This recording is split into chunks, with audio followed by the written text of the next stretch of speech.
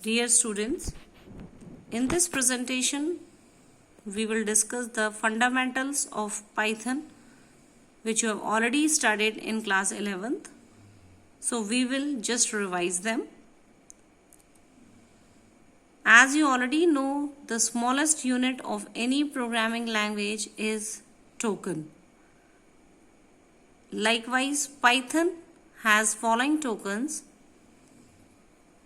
keywords, identifiers, literals, operators, and punctuators. The first is your keyword. Keywords are the reserved words having their special meaning in any programming language. In Python, the most commonly used keywords are false, true, import, continue, return, elif, else, etc. Next is your identifier. Identifiers are the names given to either the variables, objects, or classes. It is quite known to you that Python is case sensitive, means it treats the upper and lower case characters separately. So while naming the identifiers and while using the identifiers in your program, you need to follow the certain rules. Like your first rule is that your variable should be a non-keyword with no space between. Then it should only be made up of numbers, letters, and underscores. No special symbols are allowed. And then it should not begin with a number, although it can contain the numbers in between. For example, my file is a valid identifier as it is starting with a character, and 19 CLCT is a non-valid identifier, or you can say the invalid identifier, because it is starting with a numeric digit which is not allowed in Python. Next is your literal. These are the data items having a fixed constant value. Literals are classified into various categories. First is your string literals, which are further classified into the single line string and the multi-line strings.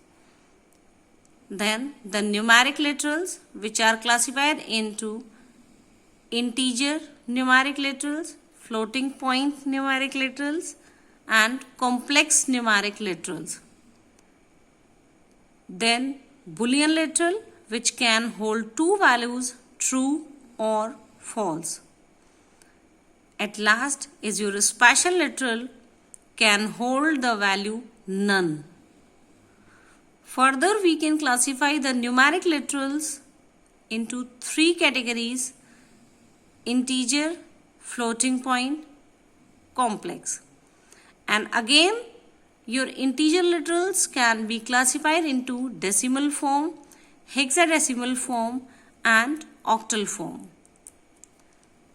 Next token is your operator. These are the tokens that trigger some action when applied to the variables or the objects in any expressions. The operators which are allowed in Python are your arithmetic operators, bitwise operators, identity operators, relational operators, logical operators, assignment operators, membership operators, and at last is your arithmetic assignment operators. Next token is your punctuators. These are the symbols that are used in programming languages in order to organize the structure of your program.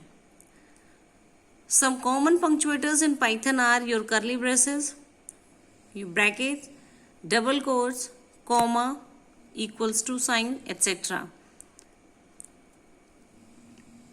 At last, this is the sample program in which various components of a program has been discussed. Like the first one is your comment which are starting with hash, then the line followed by def keyword is your function. X equals to, y equals to are representing your statements. Z equals to x plus y is forming an expression, and if else, which are followed by the further statements, are forming your blocks, and at last you are calling your function.